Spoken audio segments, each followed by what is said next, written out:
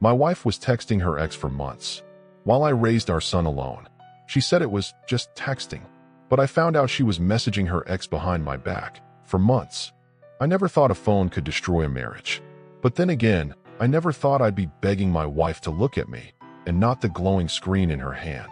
We've been together for 12 years, married for 10, parents for 8, and yet somehow she's never been more absent. Not physically. No, she's there.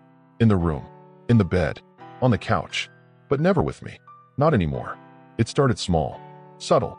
A few late-night scrolls, a giggle here, a smile there. She'd turn the screen slightly away when I walked by, said it was just memes, TikToks, girl stuff. I didn't think much of it. We all need a little space, right? But then it grew. Her phone became an extension of her hand. We'd be watching a movie, she'd scroll. Dinner with the family, she'd be texting. Even during bedtime stories with our son, I'd hear the soft click of her nails on the screen. One night, I asked her, half joking, "Do you even hear what I'm saying anymore? Or are you texting someone more interesting?" She didn't laugh. She just replied, "I'm multitasking. Calm down." At first, I chalked it up to stress. She'd been working remotely. A new job. Long hours. But this wasn't just work. There were DMs. Notifications that she never let me see. Her phone, once left casually around, was now password protected and always face down. And then the messages started popping up on her smartwatch. Names I didn't recognize. Late hours. Heart emojis. One even said, "Tonight was fun. Let's do it again soon."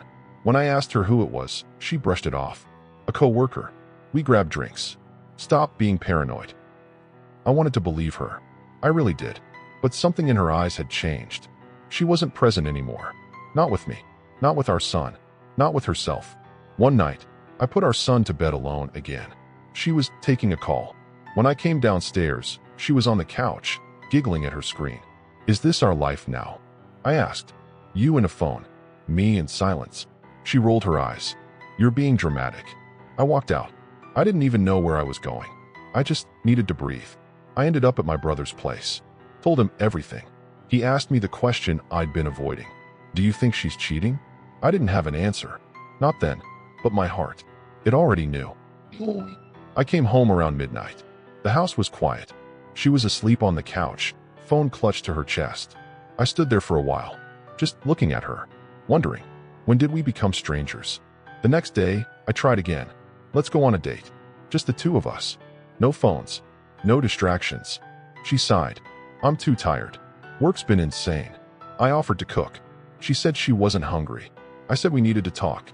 She said I was creating problems that don't exist. But they did exist. I was lonely. I was worried. And I was losing her, one notification at a time. One night, I waited until she fell asleep. Then, I opened her phone. Yes, I know it was wrong. Yes, I know trust matters. But she'd already broken it. What I saw? Messages. Dozens. Maybe hundreds. Flirty. Secretive. Hidden under nicknames.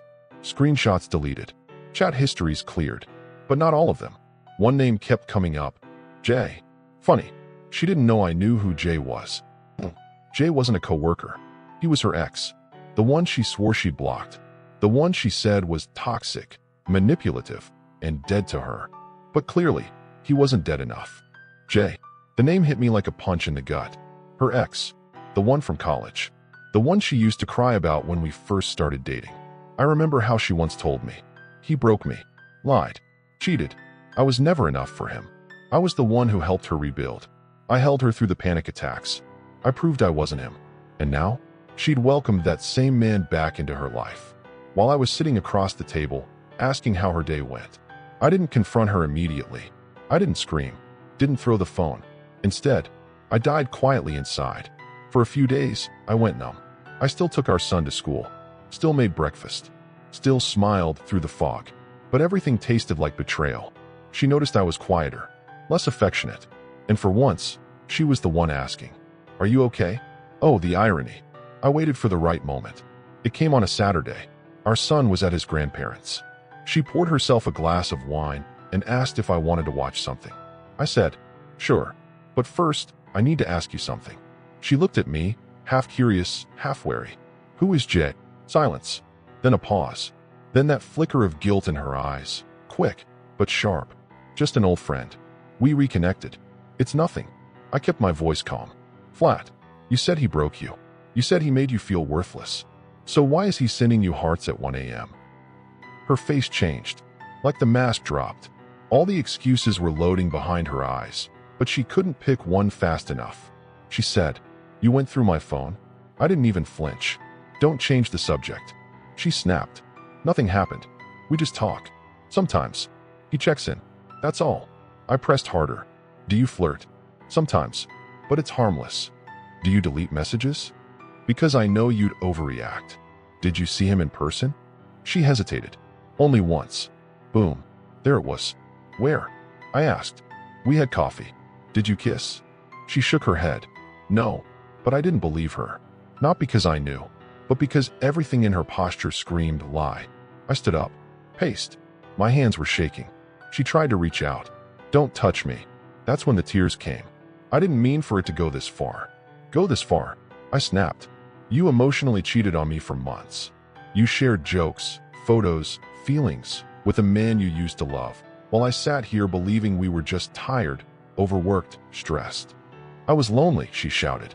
"You're always with our son, always exhausted, always distant." I turned around, livid. "I was distant because I was doing everything. You were busy with your phone. I was raising a child. You were talking to Jay. I was keeping this house from falling apart." We didn't speak for 3 days. Not really. Polite exchanges. Logistics about our son. Nothing more. Then one night, she came into the living room, sat down quietly, and said, "I blocked him." I didn't answer. She continued, "I messed up. I let it go too far. But I didn't sleep with him. I swear." I stared at the TV, not watching. "You cheated emotionally. That hurts more sometimes." She nodded. "I know." She asked if we could try therapy. Said she wanted to save what we had. I told her, "Therapy won't fix dishonesty. It can only fix people who want to be honest." She said she did, but I wasn't sure I believed her. Our son drew a picture of our family last week, but instead of 4 hands holding, there were only 2, me and him. He left her out. That's when I realized. He noticed. And maybe, just maybe, it's too late. Therapy started awkwardly. At first, she spoke like she was still in a job interview. Polished, vague, trying to appear good. But therapy doesn't work like that. Our counselor was kind, but firm. "This space is for truth, not performance," she said. And slowly, the cracks began to show. She admitted to craving attention. Said she felt invisible at home. That being a mom had consumed her identity. And talking to Jay made her feel seen again. I asked her, "Was I not seeing you? Or were you hiding?" That hit her. She broke down. "I think I just wanted to feel wanted again." It wasn't easy for me either. I confessed how much resentment I had. How every time she reached for her phone, I flinched. How I now questioned "I'm busy," she said. But I also told her, "I want to move forward. But not if I'm the only one carrying this weight." She nodded. "You're not." For weeks, we did the work. We learned how to talk again, without defensiveness. We built routines, date nights, phone-free zones. She started being present, not perfect, but real. Our son noticed too. He started drawing 3 people again. One night, I came home from work. She was on the couch, reading. No phone in sight. She looked up and said, "Dinner's in the oven. Want to sit with me?" We sat in silence. Not the cold kind. The kind where being near each other was enough. She looked over and said, "Thank you for not leaving." I replied, "Thank you for staying." Months have passed. Do I still think about Jay? Sometimes. Do I still check her phone? No. Not because I fully trust again, but because I trust myself. If it ever happens again, I won't stay. We still go to therapy, together and separately. Not because we're broken, but because we want to stay whole. Our son is happier. I'm sleeping better. She's real again. Not the woman I married. Someone newer. Someone wounded. But someone trying. Forgiveness isn't a switch. It's a choice. Every day, I don't know what our future looks like, but I know we're choosing it, together. Maybe that's the real vow. Not forever, but I'll keep showing up.